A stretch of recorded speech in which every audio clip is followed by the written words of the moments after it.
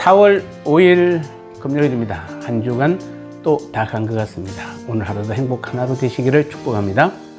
우리 함께 합심하여 기도하겠습니다. 하나님을 감히 아바, 아버지라 부를 수 있고 영원한 하나님 나라의 기업을 이을 상속자로 삼아주신 은혜에 매일 매 순간 감사하게 하옵소서. 오늘 밤 금요 기도회에 주님께서 세우시고자 하는 우리 교회의 비전을 위한 기도회에 함께 한 마음으로 부르짖고 기도할 수 있게 인도하옵소서. 두 가지 기도 제목으로 같이 기도하겠습니다.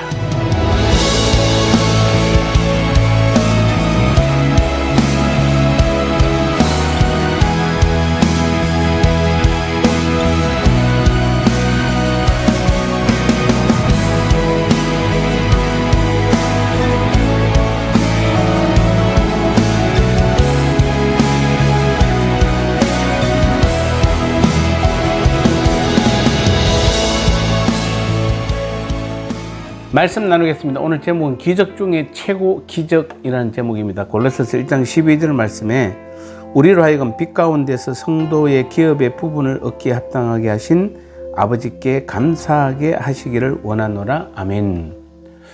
우리의 가장 큰 감사의 조건, 기적 중에 최고의 기적은 하나님을 아버지라 부르게 된 것입니다. 우리가 주님 안에서 살아간다는 것은 참으로 많은 것에 대해 감사하도록 해야 합니다. 그런데 바울은 그 많은 감사의 기도 제목 중에서 단 한 가지 사실에 대해서 특별히 더 감사할 수 있도록 강구하고 있습니다. 많은 것 중에 이 한 가지를 생각하여 기록한 것으로 보아 이 감사의 조건은 그 어떤 것보다도 중요한 것임을 알 수 있습니다. 그것이 곧 우리로 하여금 빛 가운데서 성도의 기업의 부분을 얻기에 합당하게 하신 것입니다. 자, 이를 간단히 말하면 하나님을 아버지라 부를 수 있는 관계, 즉 하나님의 자녀가 되었다는 것입니다. 우리가 하나님을 아바, 아버지라 부르게 된 것은 가장 큰 감사의 조건입니다. 사실 우리가 하나님의 자녀가 되고 하나님을 아버지라 부르게 된 것은 하나님의 은혜 중에 은혜로서 최고의 기적적 사건이 분명합니다. 우리가 하나님 믿기 전에 어떤 존재였습니까? 허물과 죄로 죽을 수밖에 없었던 자들이었고 본질상 진노의 자녀들이었습니다.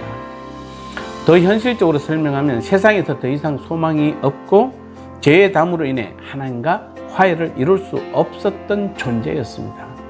더더욱 우리는 죽음 이후에 하나님의 엄한 심판을 받게 될 터인데 그로 인해 우리는 모두 영원한 형벌에 처해질 운명이었습니다. 아무리 세상에서 잘 살았다고 소문이 나도 결국에는 멸망에 이를 수밖에 없는 존재였습니다. 그런데 우리에게 은혜가 임했습니다. 바로 예수 그리스도를 믿음으로 주어진 은혜입니다.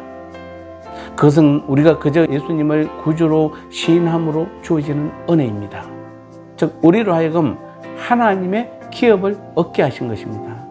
말하자면 우리를 하나님 나라의 상속자로 삼으셨다는 말입니다. 그리고 이는 우리가 하나님의 자녀가 되고 하나님이 우리의 아버지가 되었음을 의미하는 것입니다.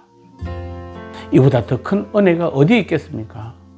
멸망의 자녀가 하나님의 자녀가 되어 하나님의 기업의 상속자가 되었으니 이것이 은혜 중에 은혜가 아니고 무엇이겠습니까? 이는 곧 우리의 가장 큰 감사의 조건이 되는 것입니다. 우리들 중에는 도무지 감사할 거리가 없다고 말하는 사람이 있습니다. 여전히 불평, 불만, 원망하는 사람들이 있습니다. 이는 그가 하나님을 아버지로 부르게 된 그 사실의 중요성을 전혀 모르기 때문입니다. 우리는 하나님을 아버지로 부르게 된 이 사실의 중요성을 바로 알아야 합니다. 이것이 가장 큰 감사의 조건인 것을 알아야 합니다. 그래서 다른 어떤 감사의 조건이 있어도, 아니 설령 일생 동안 고난이 밀려온다 해도 범사에 우리는 감사할 수 있어야 합니다. 우리의 문제는 감사의 조건이 없는 것이 아니라 하늘 같은 은혜를 잊고도 감사하지 않는, 감사할 줄 모르는 데 있는 것입니다. 나눔의 시간입니다.